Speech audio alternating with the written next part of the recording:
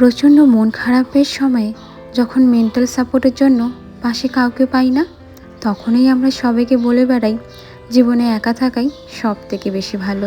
আমরা কেউ কখনোই একা থাকতে চাই না, চাই একটা ভরসার হাত। আর সেই হাতটাই যখন পাই না, তখনই বলে বেড়াই, হ্যাঁ, আমি একা থাকতেই ভীষণ ভালোবাসি। নমস্কার বন্ধুরা, আমি দিয়া। আমার একটি নতুন ব্লগ ভিডিওতে তোমাদের সবাইকে জানাই অনেক অনেক স্বাগত। কেমন আছো সবাই? কমেন্টে জানাতে একদমই ভুলো না। আজকে সকাল থেকেই কোমরটা না ভীষণ ব্যথা করছিল, সাথে ঘাড়টাও অনেক ব্যথা করছিল। এই জন্য সকালেই মোটামুটি কাজকর্ম সেরে নিয়ে আমি ভাবলাম একটু ব্যায়াম করে নিই, এতে কোমর ব্যথাটা অনেকটাই কমে যাবে। এই আলসেমি করতে করতে যখনই ব্যায়াম করি না, তখনই আমার কোমর ব্যথাটা বেড়ে যায়। হ্যাঁ গো, এই কম বয়সেই আমার কোমর ব্যথা শুরু হয়ে গিয়েছে। মাঝে মাঝে এমন কোমর ব্যথা করে, না আমি দাঁড়াতে পারি না বসতে পারি। ছোটোবেলায় যখন স্কুলে পড়তাম তখন এই ব্যায়ামগুলো শিখেছিলাম, পদ্মাসন, বজ্রাসন, এই আসনগুলি করে থাকি। এই আসনগুলো করলে কিন্তু কোমর ব্যথা, পা ব্যথা অনেকটাই কমে যায়। আর যদি চর্বি কমাতে চাও, তাহলে কিন্তু শেষের দিকে যে ব্যায়ামটা করলাম সেটা একবার করে দেখতে পারো। যদি না বুঝে থাকো শেষের দিকে কোন ব্যায়াম করেছি, তাহলে আমাকে জানিও, আমি একবার ভালো করে দেখিয়ে দেব। আজকে সকাল থেকে যাই না কেন, আমার কোনো কারণ ছাড়াই ভীষণ রাগ উঠছিল, কোনো কাজ করতে মন চাচ্ছিল না। আর ঘুম থেকে ওঠার সাথে সাথে মাথা ব্যথা শুরু হয়ে গিয়েছে।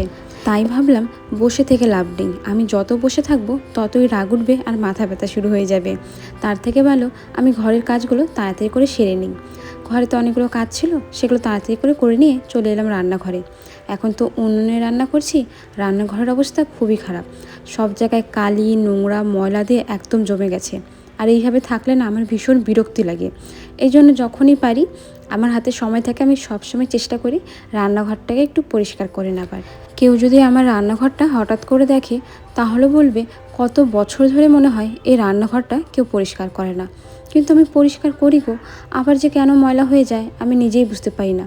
রান্না করার সাথে সাথে আবার পরিষ্কার করি, তবুও ময়লা হয়ে যায়।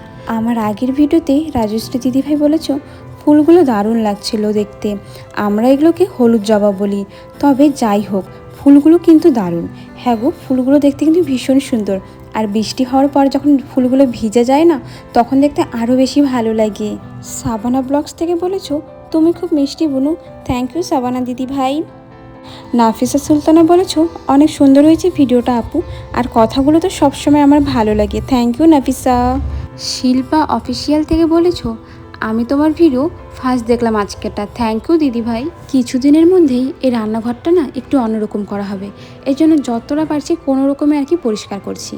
আজ তো মঙ্গলবার, ধরো আর 2-3 দিনের মধ্যেই রান্নাঘরের যে জিনিসগুলো, মশলা কৌটোগুলো একদিকে রয়েছে এখানে, সেগুলোকে আমরা উল্টো দিকে নিব। মানে যেখানে এখন আমি উনুনে রান্না করছি না, সেই জায়গায় কৌটোগুলো নিব। কেন বলো তো?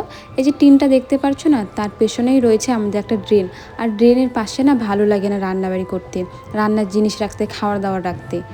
কি করব এই জন্য এই জিনিসগুলো নেব অন্যদিকে, গ্যাসটা আর একটু চাপিয়ে দেবো। তো সেটা তো আমি একা একা করতে পারবো না, অনেক ভারীর কাজ। এই জন্য শাশুড়িমা যেদিন থেকে ছুটি নেবেন, আমরা দুজন মিলে কাজগুলো করে নিব।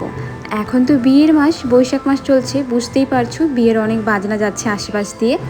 আর আমি এখন ভয়েস ওভার দিচ্ছি, সন্ধে বাজে প্রায় 6টার মতন এখন ভয়েস ওভার দিচ্ছি। রাত্রেবেলা কমেডি ভিডিও বানানোর আছে, তো সেসব এডিট করতে করতেই মাঝে মাঝে রাত্রি 12টা বেজে যায়। এই জন্য ভয়েস ওভারটা এখন চেষ্টা করছি একটু সন্ধেবেলাতে দেওয়ার। কিন্তু কি আর করার, ব্যাকগ্রাউন্ডে গানগুলো বাজছে, সাউন্ড আর কি হচ্ছে। তোমরা না একটু কষ্ট করে মানিয়ে নিও, আজকে ভয়েস ওভারটা শুনে নাও। আমি চেষ্টা করব কালকের ভয়েস ওভারটা রাত্রেবেলা দেবার, যাতে ব্যাকগ্রাউন্ডে কোনো সাউন্ড না আসে। আমরা কিন্তু প্রত্যেকটা মেয়েরাই চাই নিজের ঘরটাকে, নিজের রান্নাঘরটাকে সুন্দর করে গুছিয়ে নেওয়ার, জায়গার জিনিস জায়গায় রাখা, রান্নাঘরটাকে একটু সাজানোর জন্য কিছু কিছু ফুল রাখা, একটু ডেকোরেশন করা, যাতে রান্নাঘরটা খুব সুন্দর লাগে। আর এদিকে আমার রান্নাঘরের ডেকোরেশন দেখতেই পারছো, ইট, কয়লা, নোংরা, কালি এসব দিয়ে করা হয়েছে। খুবই বাজে লাগে দেখতে আমার। মাঝে মাঝে ভাবি উনুনে রান্না করা কী যে মুশকিলের কাজ, আর দেখতে সবথেকে বেশি আমার খারাপ লাগে এই কালিকুলি দিয়ে বাসন মাজা, হাত কালি হয় সেসব আর কি। আমি জানো তো ভেবেছিলাম একদম প্রপারলিভাবে আজকের ভিডিওটা বানাবো, কিন্তু প্রপারলিভাবে বানাতে পারিনি। আমি মাঝখানে অনেকগুলো ক্লিপ নিয়েছিলাম, কিন্তু সেগুলো না অ্যাড করতে গিয়ে দেখি ভিডিওগুলো একদমই ভালো হয়নি, অ্যাঙ্গেলগুলো ভালো হয়নি। আমি তো বাড়িতে একাই থাকি, ভিডিওগুলো একাই শ্যুট করি। আর ভিডিওটা শ্যুট করার পর আর দেখিনি যে ভিডিওগুলো কেমন হয়েছে। এই জন্য প্রত্যেকটা ক্লিপ আমাকে বড় বড় রাখতে হচ্ছে, মানে যে ঘর ঝাড়ু দিচ্ছি ক্লিপগুলো বড় রাখছি, কারণ একটা ভিডিও যদি আমি 8 মিনিটের উপরে না রাখি, মানে ব্লগ ভিডিওর কথা বলছি, তাহলে কিন্তু সেই ক্ষেত্রে আমার ভিডিওতে অ্যাডস অনেক কম আসবে। আর আমরা কেন ভিডিও বানাই, মানে যারা আর কি ভিডিও বানাই তাদের কথা বলছি, যাতে আমাদের সেই ভিডিওর অ্যাডসের থেকে কিছু ইনকাম হয়। হ্যাঁ, ইনকাম কম বেশি যাই হোক না কেন, কিছু তো ইনকাম হবে। কিন্তু ভিডিওগুলো যদি আমি ছোট ছোট রাখি 5 মিনিটের 4 মিনিটের, তাহলে সেখান থেকে আমার কি ইনকাম হবে? বেশি অ্যাডস তো আসবেই না। যদি আমি 8 মিনিটের ওপরে ভিডিও রাখার চেষ্টা করি, তাহলে সেই ভিডিও যদি কেউ 1.5 মিনিট থেকে 2 মিনিট বা তার বেশি দেখে থাকে, তাহলে আমার প্রত্যেকটা ভিডিওতে 3টা করে অ্যাডস দেবে। এতে কিন্তু আমার ইনকাম কিছুটা হলেও বেশি হবে। তাহলে নিজের ইনকামের জন্য একটু তো কষ্ট করাই যায়, কিন্তু কি করার, আমার তো আজকে ভুল হয়ে গিয়েছে। এতগুলো ভিডিও বানানো সত্ত্বেও পরে আমাকে সবগুলো ডিলিট করে দিতে হলো। আমি তোমাদের একটা কথা বলবো, যদি ভিডিও বানাও তাহলে ভিডিওগুলো চেষ্টা করবে একটু বড় রাখার, কারণ বড় ভিডিও না বানালে কিন্তু অ্যাডস অনেক কম আসবে। তাই বলে এতটাও বড় বানাবে না যে ভিডিও দেখতে বোরিং লাগবে। হ্যাঁ, 8 মিনিট 9 মিনিট 10 মিনিট তার চেয়ে বেশি হলেও চলবে, কিন্তু অত্যাধিক বড় রাখা ঠিক না। যতটা প্রয়োজনীয় জিনিস ততটা রাখবে, দেখবে মানুষের কিন্তু ভিডিও দেখতে ভীষণ ভালো লাগবে। সকালবেলা অনেকগুলো তো বাসন জমে গিয়েছিল, সে বাসনগুলো বাইরে নিয়ে চলে এলাম। সব থেকে দুর্বিষহ, মানে সব থেকে কঠিন কাজ আমার কাছে হলো সেটা হলো কড়াই মাজা আর প্রেশার কুকার মাজা আর হাঁড়ি মাজা সকালবেলা। আমরা তো দিনে একবার করে হাঁড়ি মাজি, কারণ আমাকে বলেছে যে দিনে 2বার করে হাঁড়ি মাজতে নেই, একবার করেই মাজতে হয়।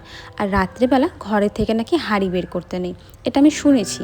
তো যেহেতু বড়দের কাছ থেকে শুনেছি এতে নাকি ঘরের অকল্যাণ হয়, তো যেহেতু মঙ্গলের জন্য আমার একটু করাই উচিত, সেই জন্য ছোটো ছোটো নিয়মগুলো আমি একটু মেনে থাকি। এই গরমে কিন্তু নিজের ত্বকের যত্ন নিতে হবে, না হলে দেখবে একদম খারাপ হয়ে যাচ্ছে ত্বক, আর স্কিনের মধ্যে কিন্তু অনেকটা ট্যান পড়ে যাবে। এই জন্য আমি কী করেছি, কিছুটা কফি পাউডার আর নিয়েছি একটুখানি মধু। আর তোমাদের কাছে যদি গোলাপ জল থাকে সেটা দিয়ে ভালো মতো মিশিয়ে নেবে। আমার কাছে যেহেতু গোলাপ জল ছিল না, সেই জন্য আমি নর্মাল জল দিয়ে ভালো মতো মিশিয়ে নিয়েছি। আর ফেসে দেখতে পারছো পুরো মুখে কালি কুলি লেগে হালাত খারাপ আমার।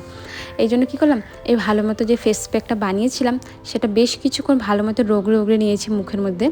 আর এটাকে আমি কতক্ষণ রাখবো জানো, যতক্ষণ পর্যন্ত কাপড় চোপড় ধোবো।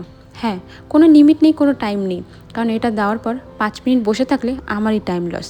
এই জন্য যতক্ষণ কাপড় ধোবো ততক্ষণে মুখে এটা শুকিয়ে যাবে 5-10 মিনিটের মতন। এরপর কাপড়গুলো ধোয়া হয়ে গেলে আমি স্নানটা করে দুপুরে গোপাল সেবা দিয়ে নেব। আর কমেডি ভিডিও দুপুরে 2টা বানানোর আছে, সেগুলো বানিয়ে নেব। আচ্ছা, দেখে বলো তো স্কিনে কি কিছুটা পার্থক্য এসেছে? আমার তো মনে হচ্ছে, তোমাদের কি মনে হচ্ছে সেটা আমাকে জানিও। ওই যে বলেছিলাম ভিডিও বানিয়েছি কিন্তু ভালো মতো ক্লিপগুলো নেওয়া হয়নি। এর মাঝখানে দুপুরে হাজব্যান্ড খাওয়া দাওয়া করতে চলে এসেছিলো, খাওয়া দাওয়া করে আবার চলে গেল কাজে। তারপরে শুরু হয়ে গেছিলো আমাদের এখানে ভীষণ বৃষ্টি। চলো তাহলে আজকের ভিডিওটা এখানেই শেষ করি, দেখা হবে পরের ভিডিওতে।